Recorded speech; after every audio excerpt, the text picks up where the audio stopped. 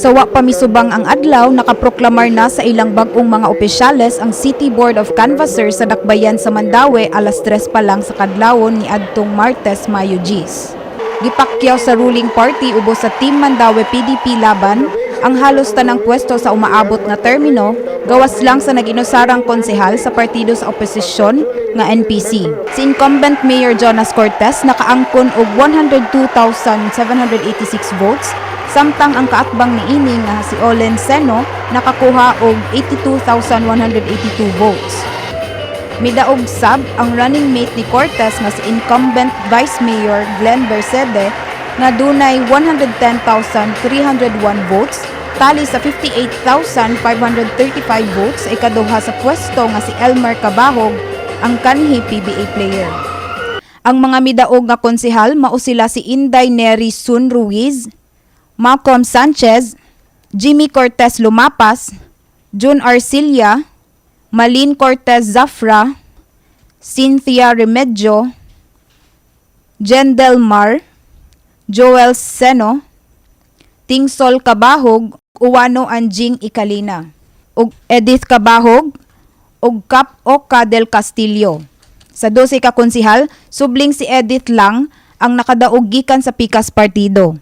Walay kontra nga midaog si Congresswoman Lollipop Uwano Dizon, isip Lone District of Mandaue City Representative nga nakakuha og 153,004 votes.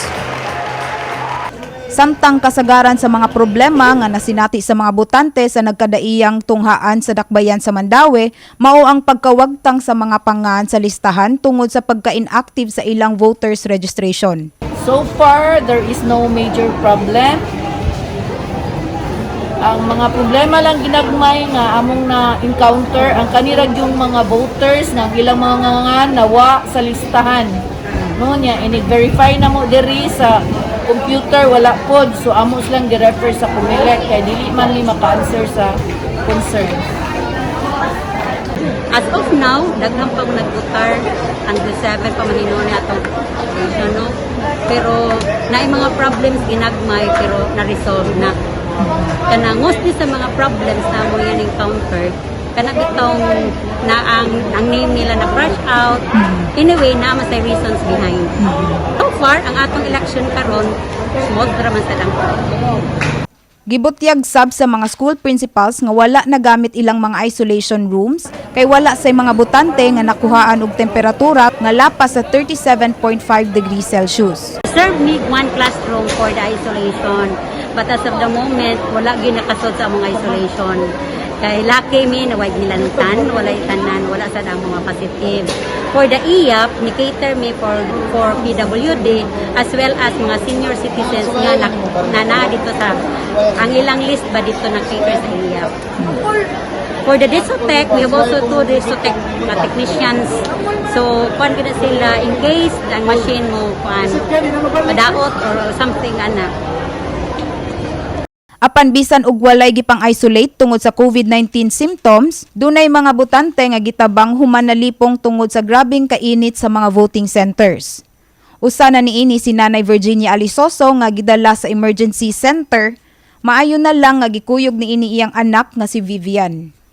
Nibuta siya, yataki siya rong mga oras mga 11 siya yataki nga, nagkalibanga sa siya. Dili siya mapadak hospital. Karon ma'am, okay na siya? Dili, sakit iyang tiyan, sakit iyang ulo. Pero pagtindog niya ma'am, ayha siya na kuan giatake. Wala po siya magpila kay senior man siya. Duna say mga mireklamo tungod sa kadugay sa proseso sa paglinya, apan gipasabot ang mga botante nga dili mahimong dungal nga pasudlon ang tanan aron masunod ang social distancing.